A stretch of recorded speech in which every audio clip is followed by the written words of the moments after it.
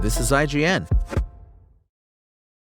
Ryan Kruger reimagines the splatter classic with a warmer heart and a clear message.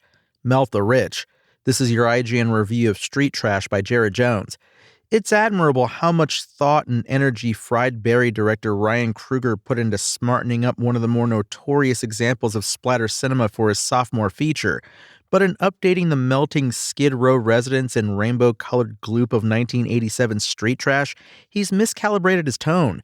This kinder, sillier, gentler, spiritual sequel is heavy with story, characters, and meaning, all things that generally impede the cheap thrill of watching fleshy things go pop. It lures us in with the lurid reputation of the original, its opening sequence sets the yuck bar high, and then sits us down for a well-meaning cartoon broadside about social strife. To underscore his points, Kruger moves Street Trash from Reagan-era New York City to his adopted hometown of Cape Town, South Africa, as it might exist in the year 2050. Why he takes this leap to the future escapes me. Surely the racial and economic divides of the country are potent enough to set the story in the present day, when governments and societies blatantly dehumanize unhoused people through hostile architecture and other comically evil practices. For a splatter comedy that takes the added measure to be about something, Kruger leaves a lot of low-hanging fruit on the vine. Instead, he dwells on two prominent concerns: a simplistic take on militarized policing, essentially a rehash of Mitchell and Webb's Are We the Baddies sketch, and African lithium mining, one of the continent's most conspicuous economic and political footballs.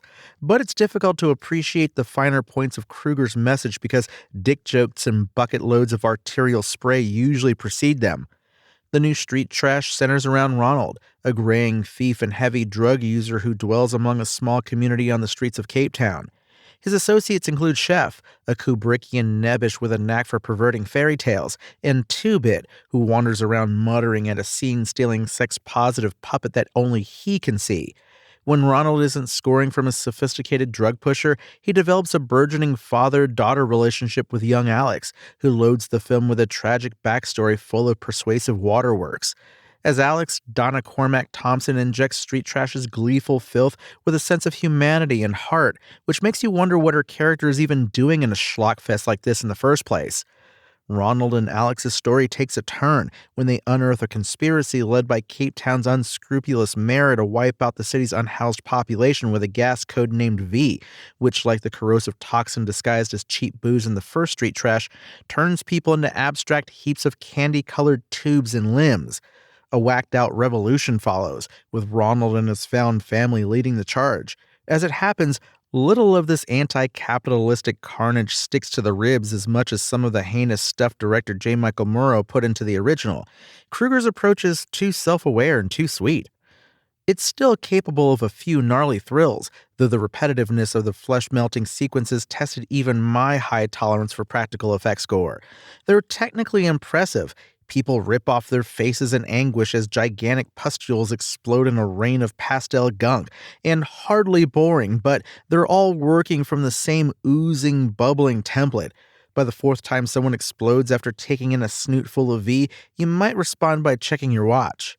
Murrow's Street Trash is an unfiltered complaint about city crime that ignores its root causes, presented without an iota of modern-day caution. Think Death Wish by way of trauma.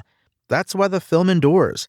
It allows viewers to wallow in the muck of depravity and also leaves us with the responsibility of feeling bad about it. It's vicious and uncomplicated, so it makes sense how Kruger went about rehashing the movie, power washing all its cruelty, sexual assault, and other various forms of unironic sleaze to issue an unambiguous condemnation of the ever-widening class divide that plagues all wealthy nations. Predictably but understandably, Kruger counters Moreau's heartlessness with kindness, his message unmissable: melt the rich. But the film is too calibrated and polished to match the ugly, visceral experience Kruger wants to capture. Even his compositions, more expansive and less claustrophobic than Moreau's, make things feel less grimy.